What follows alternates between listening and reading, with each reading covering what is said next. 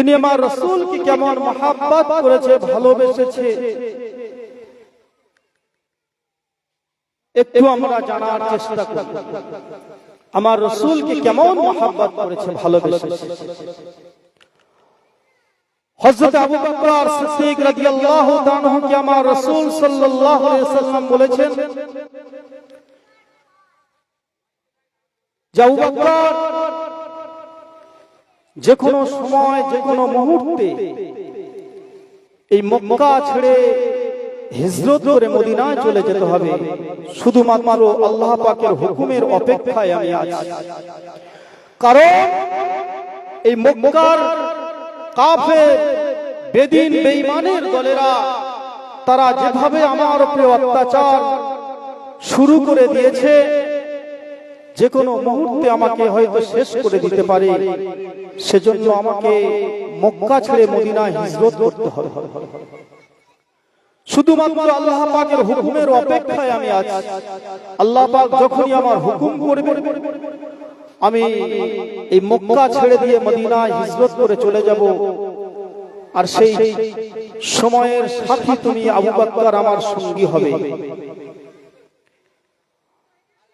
কিতাবের ভিতরে লেখা হয়েছে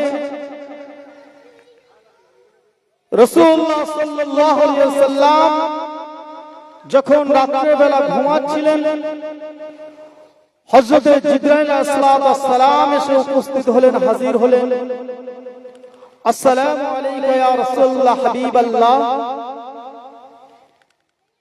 আল্লাহ পাক এখনই হুকুম করেছে আপনাকে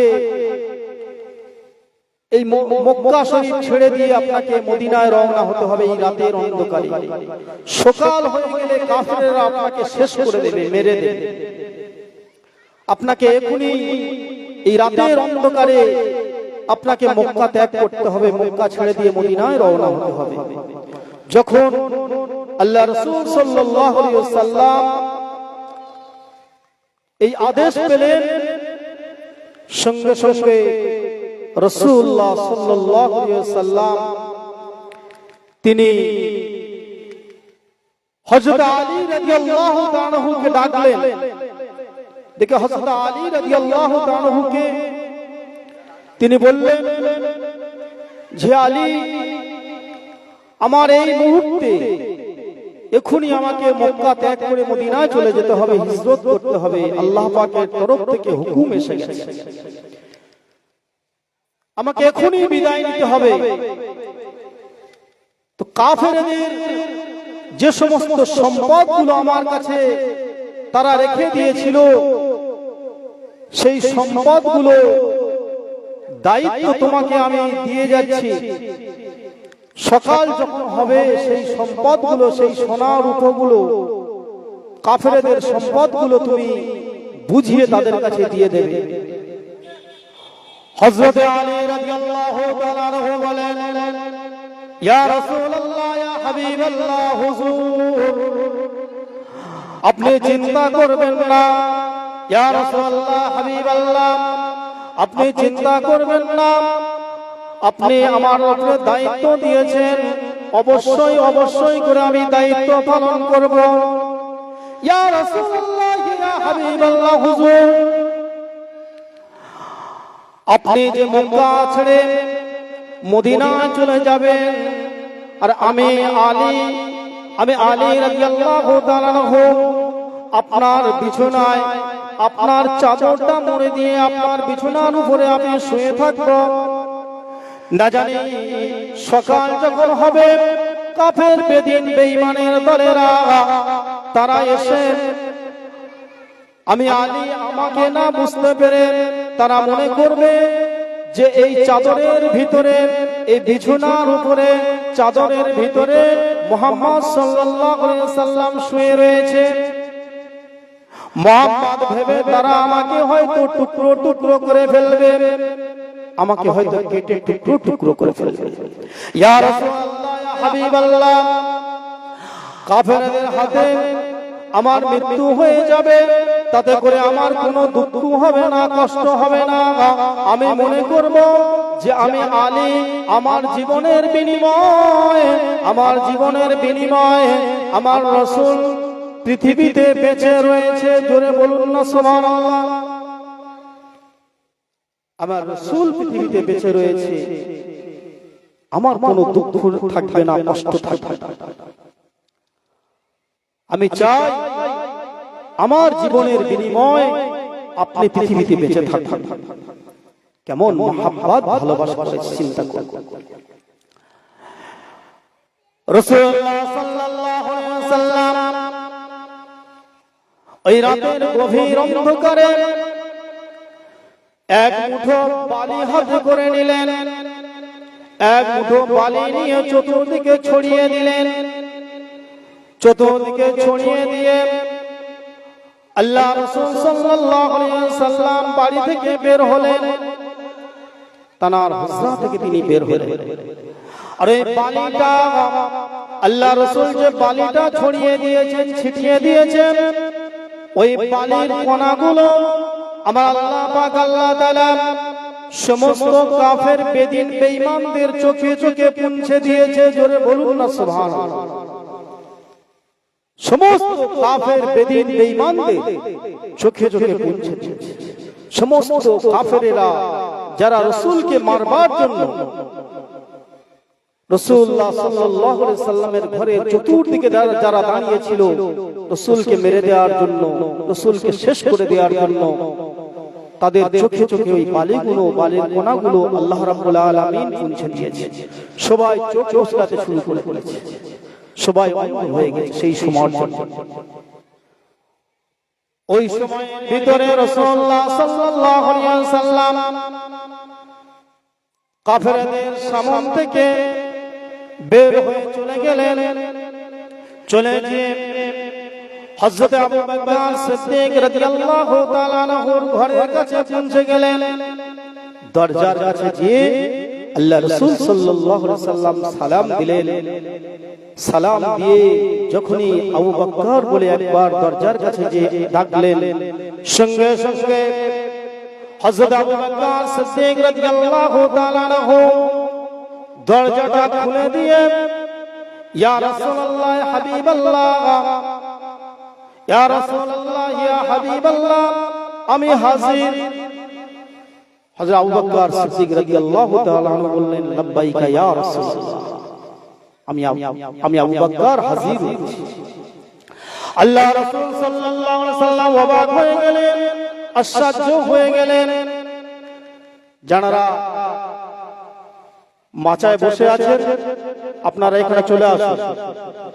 জলসা দিয়ে জলসায় প্যান্ডেলে থাকবেন না, এটা কিন্তু ঠিক নয়। আপনারা মাচায় সময় নষ্ট না করে, এদিক ওদিক সময় নষ্ট করে না করে জান্নাতের বাগানে আপনারা চলে আসুন। আল্লাহ রাসূল সাল্লাল্লাহু আলাইহি ওয়াসাল্লাম অবাক হয়ে গেলেন, আশ্চর্য হয়ে গেলেন, যে বললেন, ও আবু বকর, আমি তোমার দরজার সামনে একবার মাত্র ডেকেছি, তুমি কি ঘুমাও নাই? ডাকার সঙ্গে সঙ্গে তুমি দরজা খুলে দিয়ে হাজির হয়ে গেছো। ডাকার সঙ্গে সঙ্গে তুমি দরজা খুলে দিয়ে হাজির হয়ে গেছো, তুমি কি রাতে ঘুমাও না? হযরত আবু বকর সিদ্দিক রাদিয়াল্লাহু তাআলা বললেন, ইয়া রাসূলুল্লাহ ইয়া হাবিবাল্লাহ, হুজুর, আপনি যেদিন থেকে আমাকে বলেছিলেন যে মক্কা শরীফ ছেড়ে মদিনার পথে হিজরত করতে হবে, আর সেই হিজরতের সাথী তোমাকেই হতে হবে, সেই দিন থেকে, সেই রাত থেকে, সেই দিন থেকে প্রত্যেকটা রাত আমি কখনো ঘুমাইনি। যেদিন আপনি বলেছেন সেই দিন থেকে একটি রাত আমি ঘুমাইনি।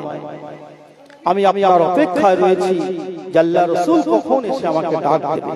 আমি সেই অপেক্ষায় দরজার গায়ে পিঠটা লাগিয়ে দিয়ে আমি আবু বকর সিদ্দিক রাদিয়াল্লাহু তাআলা আপনার অপেক্ষায় দাঁড়িয়েছি।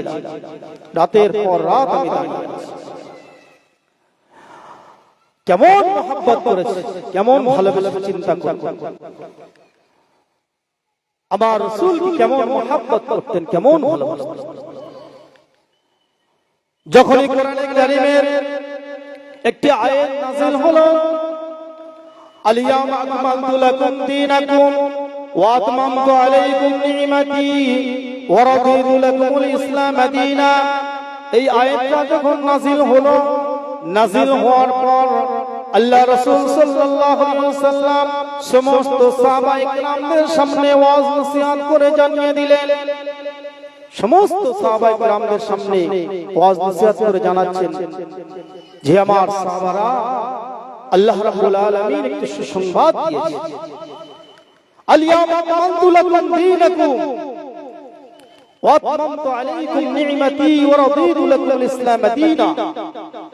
আল্লাহ রাব্বুল আলামিন সুসংবাদ জানিয়েছেন যে দিন পরিপূর্ণ হয়ে গিয়েছে, দিন পরিপূর্ণ হয়ে গিয়েছে, সমস্ত নিয়ামতগুলো পরিপূর্ণ হয়ে গিয়েছে, আর ইসলাম ধর্মকে আল্লাহ পাক মনোনীত করেছে, পছন্দ করেছে। জোরে বলুন না সুবহানাল্লাহ। যখন এই ওয়াজ আল্লাহ রাসূল সাল্লাল্লাহু আলাইহি সাল্লাম করলেন, সমস্ত সাহাবায়ে কেরামেরা সবাই খুশিতে, সবাই আনন্দে, সবাই মসজিদে নববী শরীফের ভিতরে সিজদায় পড়ে গিয়েছে, সবার মুখে হাসি, একে অপরের সঙ্গে হাসি মুখে কথা বলছে, সবার মনে হাসি। কিন্তু হঠাৎ করে হযরত আবু বকর সিদ্দিক রাদিয়াল্লাহু তাআলা আনহু তিনি এই ওয়াজ শোনার পর, আল্লাহ রাসূল যখন এই ওয়াজ করলেন, ওয়াজ শোনার পর হযরত আবু বকর সিদ্দিক রাদিয়াল্লাহু তাআলা আনহু বের হয়ে চলে গেলেন, মসজিদে নববী শরীফ থেকে বাইরে বের হয়ে গেলেন। একটি গাছের গোড়ায় বসে বসে টুকরে টুকরে কাঁদতে শুরু করে দিলেন, টুকরে টুকরে ছোট ছোট বাচ্চাদের মতো কাঁদতে শুরু করে দিলেন। মাঝে মাঝে সিজদায় চলে যাচ্ছে, যে সিজদায় কাঁদছে। সমস্ত সাহাবায়ে কেরামগণেরা সবাই বলছে, কি হলো, আজকে তো খুশির দিন, খুশির সংবাদ আজকের পাওয়া গিয়েছে, সবাই আনন্দ করছে, খুশি করছে। আর হঠাৎ করে আবু বকর সিদ্দিক রাদিয়াল্লাহু তাআলা মসজিদ থেকে বের হয়ে চলে গেল। দেখো দেখো দেখো, হযরত আবু বকর কোথায় গিয়েছে? সমস্ত সাহাবায়ে কেরামেরা লক্ষ্য করে দেখলেন, হযরত আবু বকর সিদ্দিক রাদিয়াল্লাহু তাআলা তিনি মসজিদে নববী শরীফের বাইরে একটি গাছের গোড়ায় বসে বসে ছোট ছোট বাচ্চাদের মতো টুকরে টুকরে কাঁদতে শুরু করে দিয়েছে, টুকরে টুকরে কাঁদছে। সমস্ত সাহাবায়ে কেরামগণেরা হযরত আবু বকর সিদ্দিক রাদিয়াল্লাহু তাআলার কাছে গেলেন, যে বলছেন, আবু বকর, আজকে তো সুসংবাদ পেয়েছি, খুশির সংবাদ পেয়েছি, আজকে সবাই আনন্দ করছে, আনন্দ করছে, আর তুমি আবু বকর আজকের কাঁদছো কেন? কি হয়েছে তোমার? আজকে তো রাসূলুল্লাহ সাল্লাল্লাহু আলাইহি সাল্লামের কাছে জিবরাইল আলাইহিস সালাম এসে একটা সুসংবাদ জানিয়ে গিয়েছে, আজকে তো সবাই আনন্দ করছে, ফুর্তি করছে, আনন্দ করছে, আর আপনি আজকের কাঁদছেন কেন? কি হয়েছে? হযরত আবু বকর সিদ্দিক রাদিয়াল্লাহু তাআলা বলছেন, একটু পানি নিয়ে আসুন, পানি।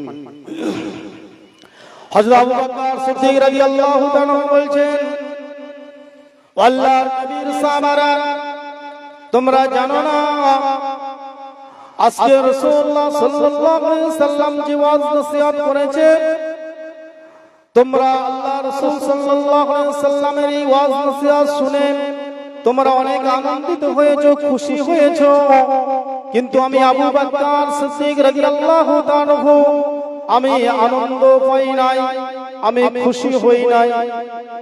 আজকে আমার এই ওয়াজ শোনার পর থেকে আমার বড় কষ্ট হচ্ছে, দুঃখ হচ্ছে, আমি সহ্য করতে পারছি না। সমস্ত সাহাবায়ে কেরামগণের অবাক হয়ে গেছে, সবাই বলছে, কি হয়েছে? আল্লাহ রাসূল সাল্লাল্লাহু আলাইহি সাল্লাম তো এমন কিছু কষ্টের ওয়াজ করেনি, জাহান্নামের আযাবের ওয়াজ করেনি, আজকে তো খুশির কথা বলেছে, আর আপনি কাঁদছেন কেন? হযরত আবু বকর সিদ্দিক রাদিয়াল্লাহু তাআলা বলেন, তোমরা তো আল্লাহ রাসূলের ওয়াজের উপরে উপরে বুঝো, আমি আবু বকর সিদ্দিক রাদিয়াল্লাহু তাআলা আমি আল্লাহ রাসূলের ওয়াজের অনেক গভীরে যে বুঝি। বলছে কি এমন হয়েছে আমাদেরকে খুলে বলুন, কি হয়েছে? হযরত আবু বকর সিদ্দিক রাদিয়াল্লাহু তাআলা বলেন, যে আল্লাহর রাসূলের সাহাবারা, আল্লাহর নবীর সাহাবারা, দুরূদ পড়ো, আল্লাহুম্মা সাল্লি আলা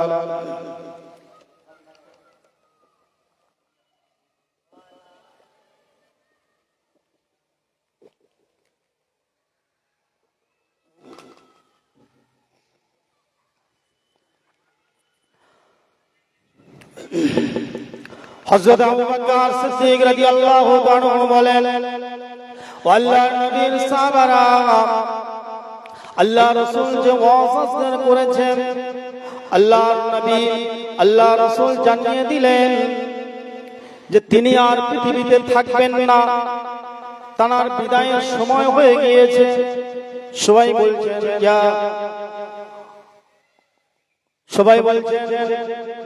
আবু বকর সিদ্দিক রাদিয়াল্লাহু তাআলা, আল্লাহ রাসূল সাল্লাল্লাহু আলাইহি সাল্লাম তো তেমন কোনো কথা বলেননি, তেমন কোনো কথা তো বলেননি যে তিনি পৃথিবীতে থাকবেন না, এরকম কোনো কথা তো তিনি বলেননি। আর আপনি বলছেন যে আল্লাহ রাসূল পৃথিবীতে থাকবেন না, চলে যাবেন, তার বিদায়ের সময় হয়ে গিয়েছে। হযরত আবু বকর সিদ্দিক রাদিয়াল্লাহু তাআলা বলেন, আল্লাহর নবীর সাহাবারা যখন কোন বিল্ডিং বা কারখানা তৈরি হয়, তখন ইঞ্জিনিয়ারদের দায়িত্ব দেওয়া হয়, মিস্ত্রিদেরকে দায়িত্ব দেওয়া হয় যে তুমি এই ঘরটা নির্মাণ করে দেবে, সুন্দর করে এই ডিজাইন তুমি তৈরি করে দেবে। যখন সেই ঘরটা বা সেই ইমারতটা তৈরি হয়ে যায়, তৈরি হয়ে যাওয়ার পর ওই মিস্ত্রি মালিকের কাছে ওই ঘরটা দিয়ে ওই মিস্ত্রি তখন বিদায় নিয়ে চলে যায়, ওই ঘরে কিন্তু মিস্ত্রি আর থাকে না। তো ঠিক একই রকম ভাবে আল্লাহ রাসূল সাল্লাল্লাহু আলাইহি ওয়াসাল্লামকে আল্লাহ পাক আল্লাহ তাআলা দ্বীনের ইসলামের যে দায়িত্ব দিয়ে পৃথিবীতে পাঠিয়ে দিয়েছিলেন, ইসলাম পরিপূর্ণ করার জন্য, দ্বীন পরিপূর্ণ করার জন্য আল্লাহ পাক আল্লাহ তাআলা যে দায়িত্ব দিয়ে পাঠিয়ে দিয়েছিলেন, সেই দায়িত্ব পুরো হয়ে গিয়েছে, পূর্ণ হয়ে গিয়েছে। ইসলাম আজ পরিপূর্ণ হয়ে গিয়েছে, দ্বীন পরিপূর্ণ হয়ে গিয়েছে,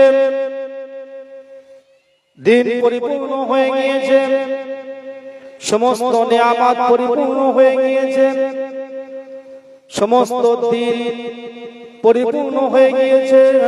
আল্লাহ রাসূল সাল্লাল্লাহু আলাইহি সাল্লামকে এই দায়িত্ব দিয়ে তো পৃথিবীতে আল্লাহ পাক পাঠিয়েছিলেন, দ্বীনের দ্বীন পরিপূর্ণ করার জন্য যে দায়িত্ব দিয়ে আল্লাহ পাক পাঠিয়েছিলেন, দ্বীন যখন পরিপূর্ণ হয়ে গিয়েছে, আল্লাহ রাসূল তো আর থাকবেন না, তিনি এবার বিদায় নিয়ে চলে যাবেন।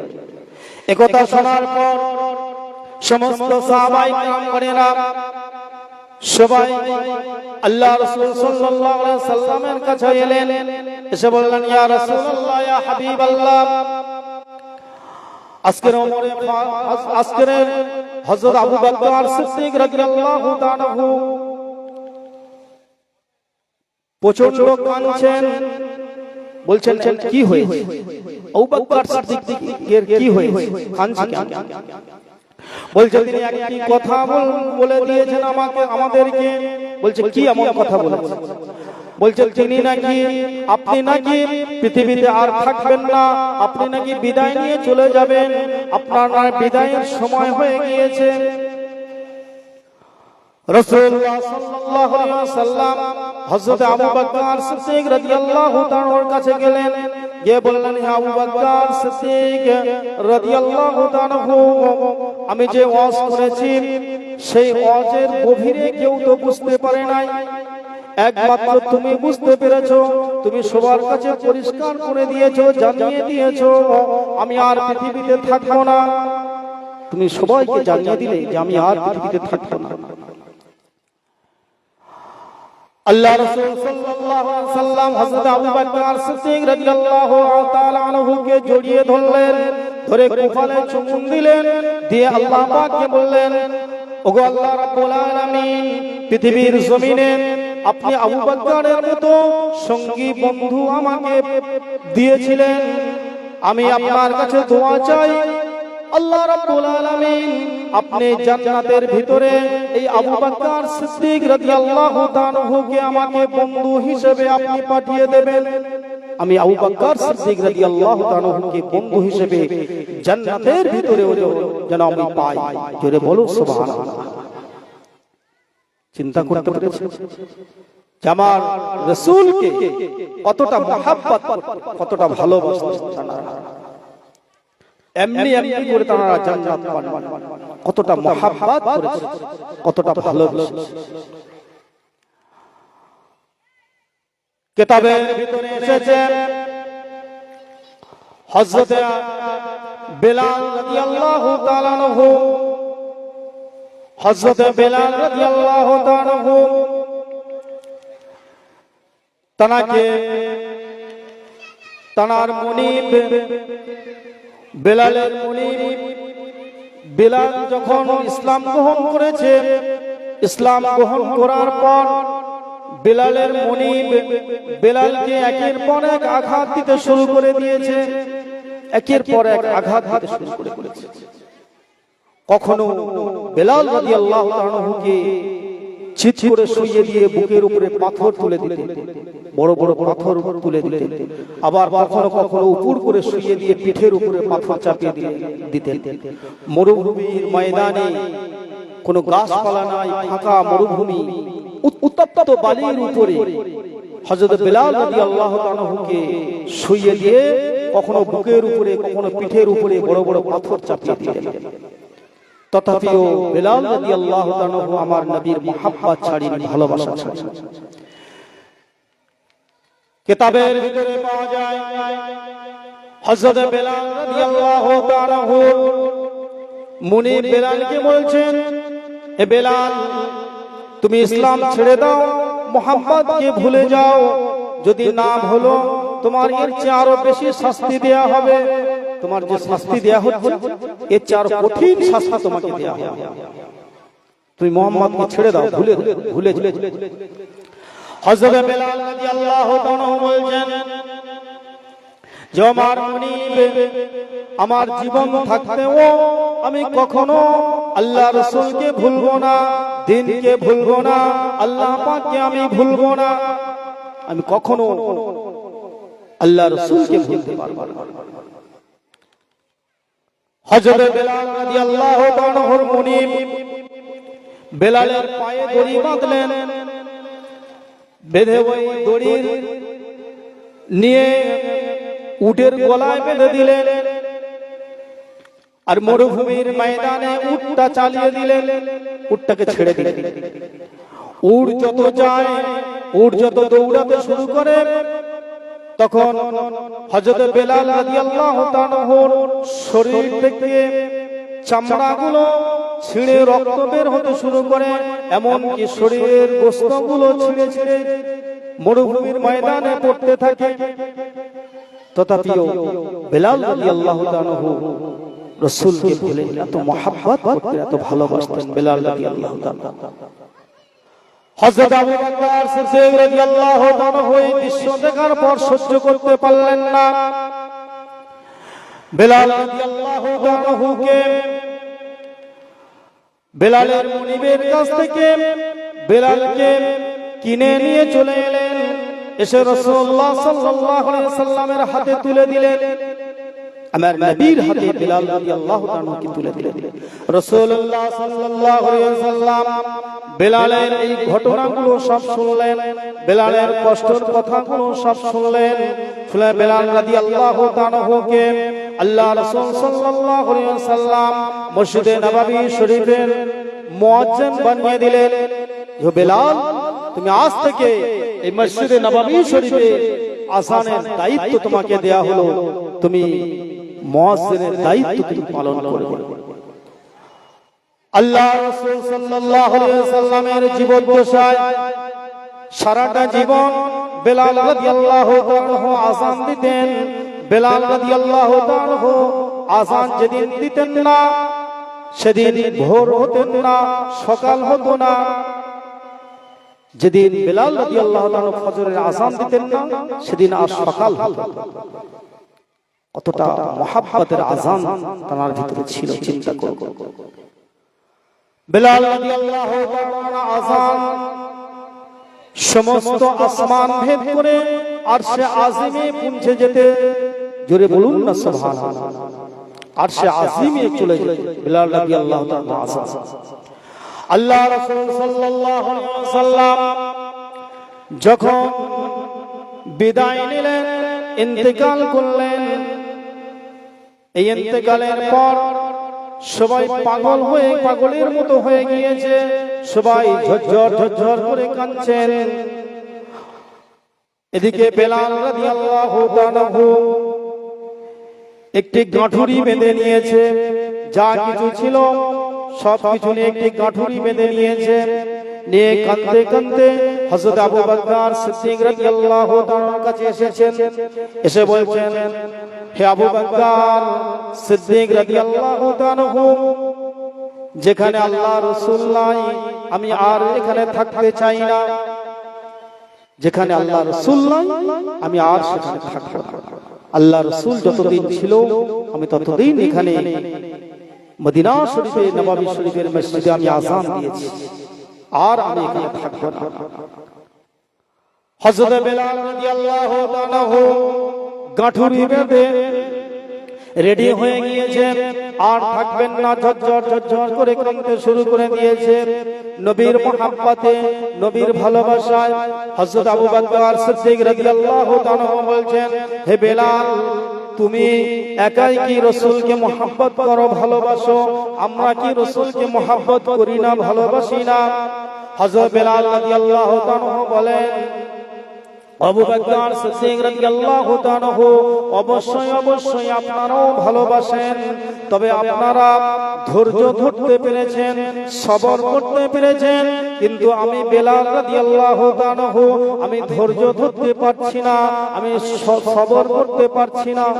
যে রাসূলুল্লাহ সাল্লাল্লাহু আলাইহি সাল্লাম আমার সামনে নাই, এটা আমি বরদাস্ত করতে পারছি না, এই কষ্ট আমি সহ্য করতে পারছি না। আমি আজ মদিনা শরীফ ছেড়ে চলে যাব। হযরত বেলাল রাদিয়াল্লাহু তাআলা মদিনা শরীফ ছেড়ে কাঁদতে কাঁদতে রওনা দিলেন। মদিনা শরীফ ছেড়ে বিদায় নিয়ে চলে গেলেন। চলে যাওয়ার পর কয়েকদিন পর আল্লাহ রাসূল সাল্লাল্লাহু আলাইহি ওয়াসাল্লাম বেলালকে স্বপ্নে দেখা দিলেন। জোরে বলুন না সুবহানাল্লাহ। বেলাল রাদিয়াল্লাহু তাআলা স্বপ্নে, বেলাল রাদিয়াল্লাহু তাআলা স্বপ্ন দেখছে যে রাসূলুল্লাহ সাল্লাল্লাহু আলাইহি ওয়াসাল্লাম এসে বলছেন, হে বেলাল তুমি মদিনা শরীফ ছেড়ে চলে এলে, যাও তুমি এখনই চলে যাও, যে মদিনা শরীফে তুমি চলে যাও। বেলাল রাদিয়াল্লাহু তাআলা স্বপ্ন দেখার পর আর থাকতে পারলেন না, আবার মদিনার দিকে রওনা দিয়েছে।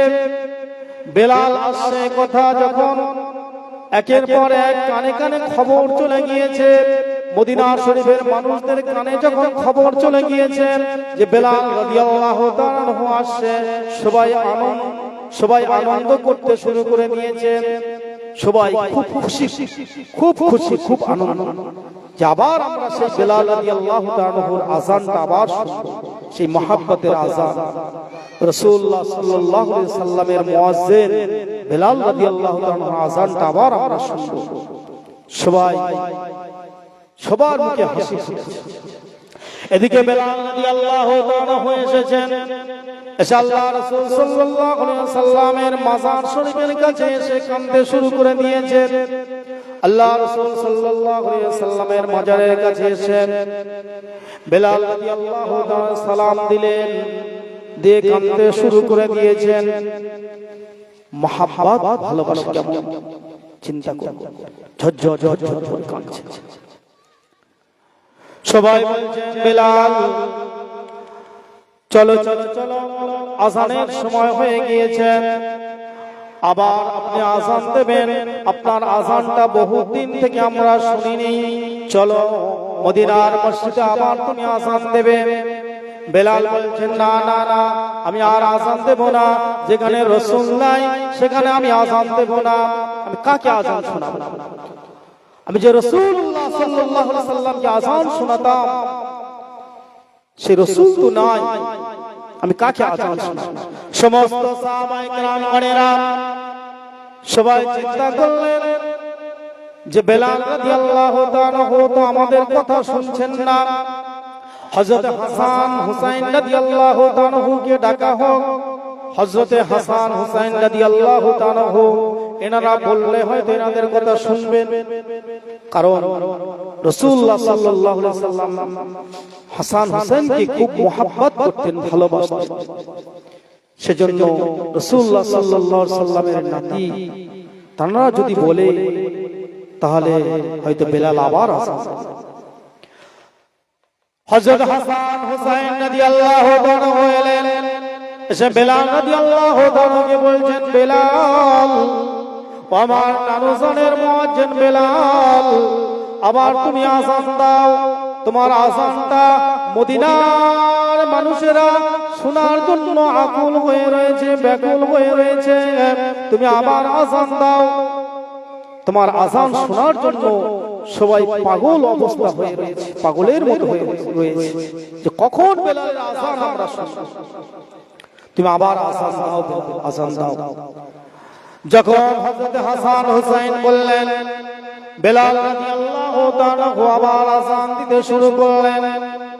আযান দিতে দিতে যখন আশহাদু আল্লা মুহাম্মাদুর রাসূলুল্লাহ যখন এই কথা বললেন, বলার সঙ্গে সঙ্গে হযরত বেলাল রাদিয়াল্লাহু তাআলা অজ্ঞান হয়ে জমিনে পড়ে গেলেন, অজ্ঞান হয়ে জমিনে পড়ে গেলেন। নবীর মহব্বত, ভালোবাসা জমিনে পড়ে গেলেন। চিন্তা করতে পেরেছেন কেমন মহব্বত করতেন, কেমন ভালোবাসতেন।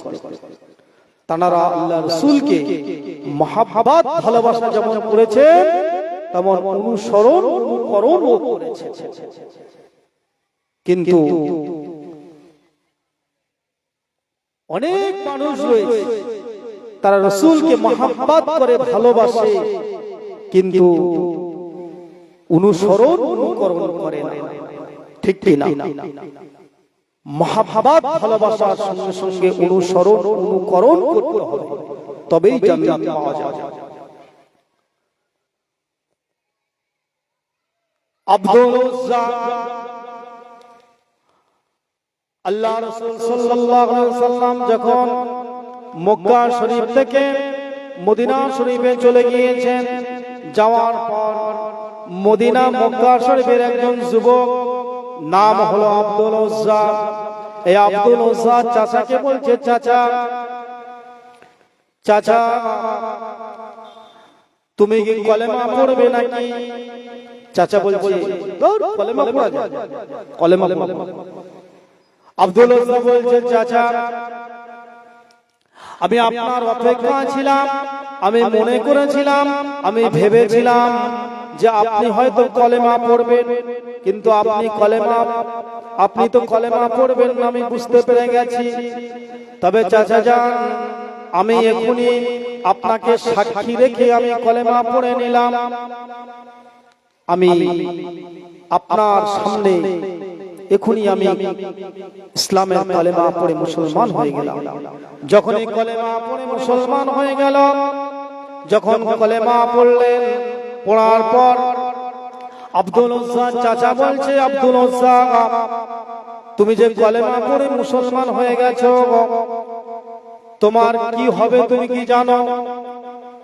বলছে, কি হবে? বলছে, আমি যে সম্পদগুলো তোমাকে দিয়েছি, সমস্ত সম্পদগুলো আমাকে ফিরিয়ে দিতে হবে। বলছে, সমস্ত সম্পদ আমি ফিরিয়ে দিলাম। আপনি যা কিছু আমাকে দিয়েছিলেন, উট বকরি যা কিছু আমাকে দিয়েছিলেন, আমি সব কিছু আপনাকে ফিরিয়ে দিলাম। আব্দুল উজ্জা বলছেন, আব্দুল উজ্জা চাচা বলছে, আব্দুল উজ্জা তোমার গায়ে যে পোশাকটা রয়েছে, ওই পোশাকটা আমার টাকা দিয়ে, আমার অর্থ দিয়ে কেনা, ওই পোশাকটাও তোমাকে ছেড়ে দিতে হবে, এখনই খুলে দিয়ে যেতে হবে। আব্দুল উজ্জা গায়ের পোশাকটাও খুলে দিলেন। মহব্বত ভালোবাসা কাকে বলে চিন্তা করুন। গায়ের পোশাকটাও খুলে দিলেন। দেওয়ার পর আব্দুল উজ্জার চাচা বলছে, আব্দুল উজ্জা, তোমার পরনে যে লুঙ্গিটা রয়েছে ওটাও খুলে দিতে হবে। ওটা আমার টাকা দিয়ে, আমার অর্থ দিয়ে কেনা, ওটাকেও তোমার খুলে দিতে হবে। আব্দুল উজ্জা বললেন, ঠিক আছে, আমি আমার লুঙ্গিটাও খুলে দিলাম। জন যুবক ছেলে আব্দুল উজ্জা পরনের লুঙ্গিটা পর্যন্ত খুলে দিলেন। উলঙ্গ অবস্থায় দৌড়ে দৌড়ে দৌড়ে দৌড়ে আম্মা জানের কাছে গিয়েছে। যখন আম্মা জানের কাছে জন যুবক ছেলে উলঙ্গ অবস্থায় গিয়ে দাঁড়িয়েছে, আম্মা জান চোখ দুটো হাত দিয়ে ঢাকা দিয়ে বলছেন, আব্দুল উজ্জা, তোমার এই অবস্থা কে করেছে? তুমি উলঙ্গ অবস্থা হয়ে রয়েছো কেন? কে তোমাকে এমন করেছে? আব্দুল উজ্জা বলছে, আম্মা জান, আমি ঈমান আনার কারণে, কালেমা পড়ার কারণে আমার পরনের সমস্ত কাপড় পর্যন্ত চাচা সব নিয়ে নিয়েছে, আমাকে উলঙ্গ করে পাঠিয়ে দিয়েছে। আব্দুল উজ্জার মা বলছে যে, আব্দুল উজ্জা, আমার কাছে তো পরনের সেরকম কোনো কাপড় নাই বাবা, তো আমার কাছে একটি মাত্র ছেঁড়া কম্বল রয়েছে, এই ছেঁড়া কম্বলটুকু তুমি নিয়ে পরে নাও। হযরত আব্দুল উজ্জা বলছেন, ঠিক আছে আম্মা জান, তাই করো, ওই ছেঁড়া কম্বলটা আমাকে দাও। আব্দুল উজ্জার আম্মা জান কম্বলটা দিলেন। আব্দুল উজ্জা ওই কম্বলটা পরলেন, পরে মদিনা শরীফের দিকে রওনা দিয়েছে। খাওয়া দাওয়া নাই, মরুভূমির ময়দান, পায়ে হেঁটে হেঁটে হেঁটে হেঁটে হেঁটে হেঁটে দিনের পর দিন, রাতের পর রাত পায়ে হাঁটতে হাঁটতে রাসূলুল্লাহ সাল্লাল্লাহু আলাইহি সাল্লামের দরবারে পৌঁছে গিয়েছে। জোরে বলুন না সুবহানাল্লাহ। রাসূলুল্লাহ সাল্লাল্লাহু আলাইহি সাল্লামের দরবারে যখন পৌঁছে গিয়েছে, রাসূলুল্লাহ সাল্লাল্লাহু আলাইহি সাল্লাম হুজরা শরীফ থেকে বের হয়ে আব্দুল উজ্জার দিকে তাকিয়ে বলছেন, বাবা, তুমি কোথা থেকে এসেছো? তোমার এই অবস্থা কেন? আব্দুল উজ্জার সমস্ত ঘটনা আল্লাহ রাসূল সাল্লাল্লাহু আলাইহি সাল্লামকে জানালেন। বললেন, ইয়া রাসূলুল্লাহ, ইয়া হাবিবাল্লাহ, আমি ঈমান আনার কারণে আমার চাচা সমস্ত সম্পদগুলো নিয়ে নিয়েছে। যা কিছু উট আমাকে দিয়েছিল, যত বকরি আমাকে দিয়েছিল, সমস্ত উটের পালগুলো, বকরির তলগুলো সবকিছু আমার কাছ থেকে নিয়ে নিয়েছে। এমনকি আমার পরনের সমস্ত কাপড়গুলো কেড়ে নিয়েছে, আমাকে উলঙ্গ অবস্থায় পাঠিয়ে দিয়েছে। আল্লাহ রাসূল সাল্লাল্লাহু আলাইহি সাল্লাম সমস্ত ঘটনা শুনলেন। শোনার পর আল্লাহ রাসূল সাল্লাল্লাহু আলাইহি সাল্লাম আব্দুল উজ্জাকে বললেন, আব্দুল উজ্জা, তোমার নাম আজকে থেকে আব্দুল উজ্জা নয়, তোমার নাম থাকলো আব্দুল্লাহ। জোরে বলো না সুবহানাল্লাহ। তোমার নাম আজকে থেকে আব্দুল্লাহ। হযরত আব্দুল্লাহ রাদিয়াল্লাহু আনহু কে নিয়ে আল্লাহ রাসূল সাল্লাল্লাহু আলাইহি ওয়াসাল্লাম আসহাবে সুফা, যে সমস্ত সাহাবায়ে কিরাম গণেরা থাকতেন, সেই সমস্ত সাহাবায়ে কিরামদের দায়িত্ব দিলেন। বললেন, তোমরা এই আব্দুল্লাহকে সমস্ত কোরআনের শিক্ষা তোমরা দেবে, দ্বীনের শিক্ষা তোমরা দেবে, তোমাদেরকে দায়িত্ব আমি দিয়ে দিলাম। তোমাদের দায়িত্ব দিলাম, তোমরা কোরআনের শিক্ষা আব্দুল্লাহকে তোমরা দাও। আসহাবে সুফার সমস্ত সাহাবায়ে কিরামগণেরা এই আব্দুল্লাহ রাদিয়াল্লাহু আনহু কে, জন যুবক আল্লাহ রাসূলের সাহাবা, তাকে কোরআনের শিক্ষা দিলেন। দেওয়ার পর হযরত আব্দুল্লাহ রাদিয়াল্লাহু আনহু এত জোরে জোরে কোরআন তেলাওয়াত করতে লাগলেন, সমস্ত আসহাবে সুফার সমস্ত সাহাবায়ে কিরামগণেরা সবাই বিরক্ত হয়ে যাচ্ছে। এত চিল্লে চিল্লে কাউকে ঘুমাতে দিচ্ছে, এত চিল্লে চিল্লে কোরআন কারীম তেলাওয়াত করছে। সমস্ত সাহাবায়ে কিরামগণেরা আল্লাহ রাসূল সাল্লাল্লাহু আলাইহি সাল্লামকে সে নালিশ জানালেন, ইয়া রাসূলুল্লাহ, ইয়া হাবিবাল্লাহ, আব্দুল্লাহ এত জোরে জোরে কোরআন তেলাওয়াত করে, আব্দুল্লাহর তেলাওয়াতে আমরা কেউ ঘুমাতে পারি না। আল্লাহ রাসূল সাল্লাল্লাহু আলাইহি ওয়াসাল্লাম বললেন, ও সাহাবায়ে কেরাম গণেরা, তোমরা জানো না আব্দুল্লাহ যেভাবে তেলাওয়াত করছে ওকে তেলাওয়াত করতে দাও, ও যেভাবে জোরে জোরে তেলাওয়াত করছে ওকে তেলাওয়াত করতে দাও, আব্দুল্লাহকে তোমরা কিছু বলো না, কারণ আব্দুল্লাহ অনেক কষ্টের বিনিময়ে ঈমান নিয়ে এসেছে, অনেক কষ্টের বিনিময়ে ঈমান নিয়েছে। কারণ আব্দুল্লাহর সমস্ত সম্পদগুলো তার চাচা কেড়ে নিয়েছে, উলঙ্গ অবস্থা তাকে পাঠিয়ে দিয়েছে। অনেক কষ্ট করে আব্দুল্লাহ ইসলাম গ্রহণ করেছে। অতএব তোমরা আব্দুল্লাহকে কিছু বলবে না, আব্দুল্লাহ যেভাবে তেলাওয়াত করছে তাকে তেলাওয়াত করতে দাও।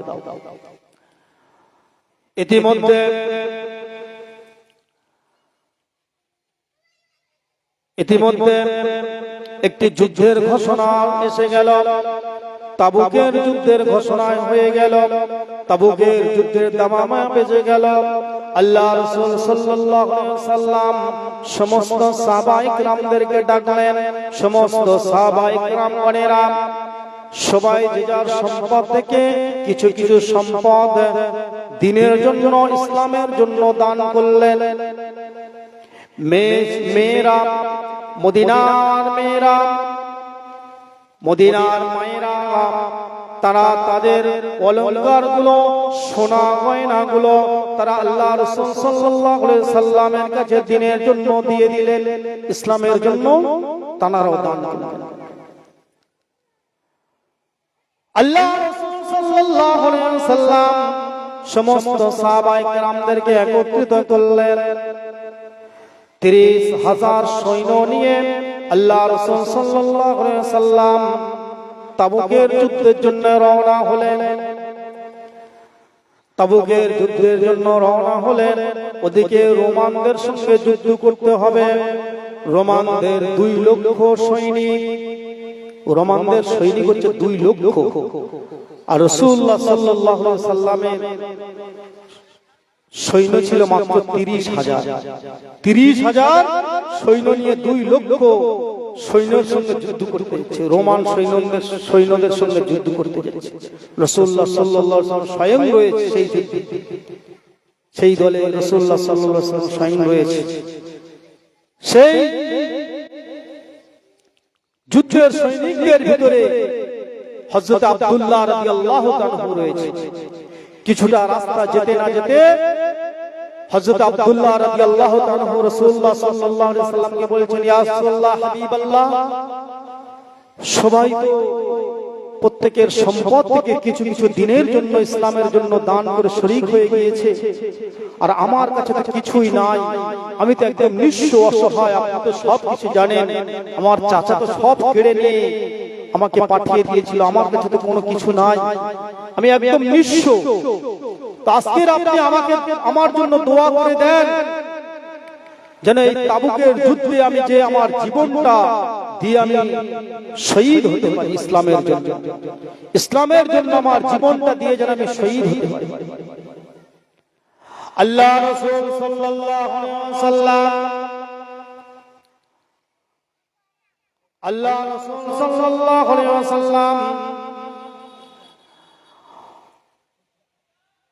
সাহাবায়ে কিরামদের বললেন, ও আমার সাহাবারা, তোমরা যাও যাও, ওই গাছের একটা বাকল নিয়ে এসো, একটি ডাল নিয়ে এসো। সাহাবায়ে কিরাম একটি ডাল ভেঙে নিয়ে এলো, একটি বাকল নিয়ে এলো।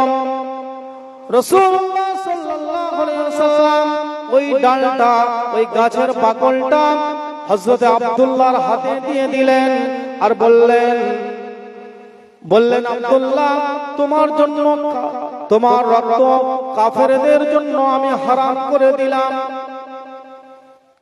তোমার রক্ত কাফেরদের জন্য আল্লাহ পাক হারাম করে দিয়েছে।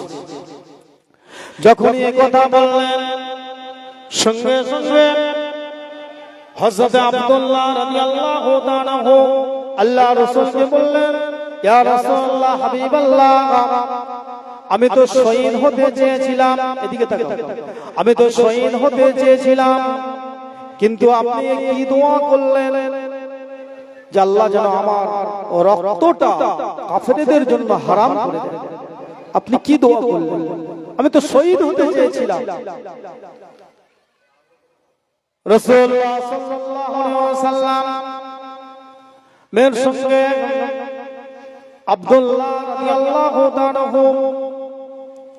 যখন কথা বললেন, বলার পর রাসূলুল্লাহ সাল্লাল্লাহু আলাইহি ওয়াসাল্লাম বললেন, আব্দুল্লাহ তুমি যুদ্ধের ময়দানে থেকে ফিরে আসার পর যদি তুমি জ্বরেও তুমি মারা যাও, জ্বরেও যদি তুমি ইন্তেকাল করো, তুমি শহীদের দরজা লাভ করবে। জোরে বলো না সুবহানাল্লাহ। তোমার মনের যা তামান্না, যা আশা, তোমার আশা আল্লাহ রাব্বুল আলামিন কবুল করে নিয়েছে। তুমি যুদ্ধ থেকে ফিরে আসার পরও তুমি যদি জ্বরে মারা যাও, জ্বরে ইন্তেকাল করো, তবু তুমি শহীদের দরজা লাভ করবে। তাবুকের যুদ্ধে চলে গেলেন আল্লাহ রাসূল সাল্লাল্লাহু আলাইহি সাল্লাম ৩০,০০০ সৈন্য নিয়ে তাবুকের যুদ্ধে চলে গেলেন। যখন তাবুকের ময়দানে চলে গেলেন, যুদ্ধের ময়দানে যখন উপস্থিত হয়ে গেলেন, ওদিকে রোমান সৈনিক যারা ছিল ২ লক্ষ রোমান সৈনিক, তারা দেখলো যে রাসূলুল্লাহ সাল্লাল্লাহু আলাইহি সাল্লাম নিজে স্বয়ং এসে গিয়েছে। তারা ভয়ে মাঠ ছেড়ে, ময়দান ছেড়ে সবাই পালিয়ে চলে গিয়েছে রোমান সৈনিকরা। রাসূলুল্লাহ সাল্লাল্লাহু আলাইহি সাল্লাম সেখানে ২০ দিন অপেক্ষা করেছিলেন। এই ২০ দিন আশেপাশে দিনের দাওয়াত তিনি দিতে শুরু করে দিয়েছেন। হঠাৎ করে আল্লাহ রাসূলের কানে খবর গেলেন